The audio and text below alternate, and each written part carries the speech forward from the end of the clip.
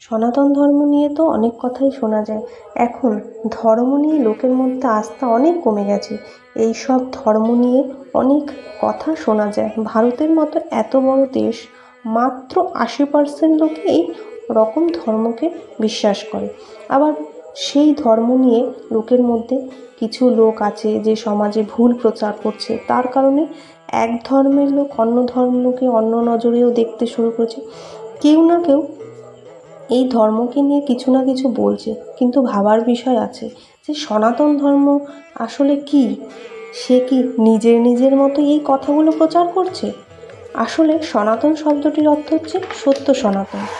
সে সব কথার মধ্যে সত্যের মাহাত্ম্য আছে, সেটাই সত্য সনাতন। যেমন ঈশ্বর সত্য, আত্মা সত্য, মোক্ষ সত্য, আর যে সত্যের রাস্তায় চলার কথা বলে সেই সনাতন ধর্মই সত্য, যা সেই আদি যুগ থেকে চলে আসছে, যার কোনো অন্ত নেই, যার শুরু আছে কিন্তু শেষ নেই। সেই সনাতন ধর্ম, এটাই সনাতন ধর্মের সত্যতা। বন্ধুরা, বৈদিক ধর্ম বা হিন্দু ধর্মকে সনাতন এই জন্যই বলে যে এটা একটা এমন ধর্ম যে ভগবান, আত্মা, মোক্ষ তত্ত্ব এইসব জানার রাস্তা আছে, বা এইসব আমরা জানতে পারি। এই ধর্মের একনিষ্ঠাভাবে, মৌনভাবে, জপ তপের ভাবে এই নিয়মগুলোর সাথে সাথে অভ্যাস করলে অবশ্যই মোক্ষ পাওয়া যায়। এছাড়া মোক্ষ পাওয়ার অন্য কোনো রাস্তা নেই। ব্যক্তি মুখের দ্বারা আত্মজ্ঞান, ভগবান জ্ঞান জানতে পারে।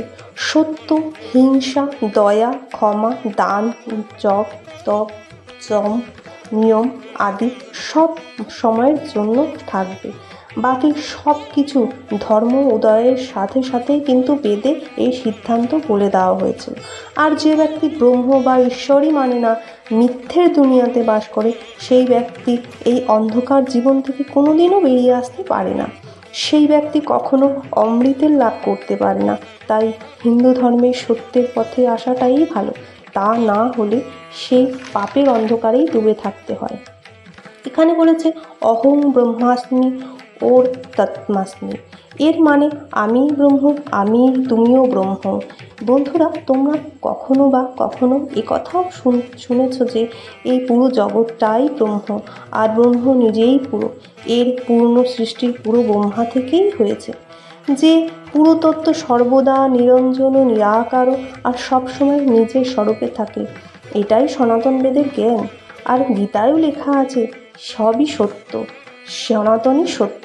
জড়, প্রাণ, মন, ব্রহ্ম, আত্মা এগুলো সত্যের মধ্যে পড়ে। এছাড়াও ভগবানের সৃষ্টি অনাদি, অনন্ত, সনাতন, সর্বভূত। এছাড়াও আকাশ, জল, বায়ু, অগ্নি, পৃথিবী এই সব নিজের আকার কিন্তু পরিবর্তন করতে পারে, কিন্তু কখনো শেষ হয়ে যায় না। এইভাবে আত্মার নিজের অবস্থা আছে, যেমন জাগর, সুষুপ্তি, স্বপ্ন, তুর্যা, জ্ঞানী। লোক যারা ব্রহ্মাকে নির্গুণ আর সগুণ বলে। আর এইসব ভেদ ভাব যতক্ষণ থাকে ততক্ষণ মানুষ মোক্ষ প্রাপ্ত করতে পারে না।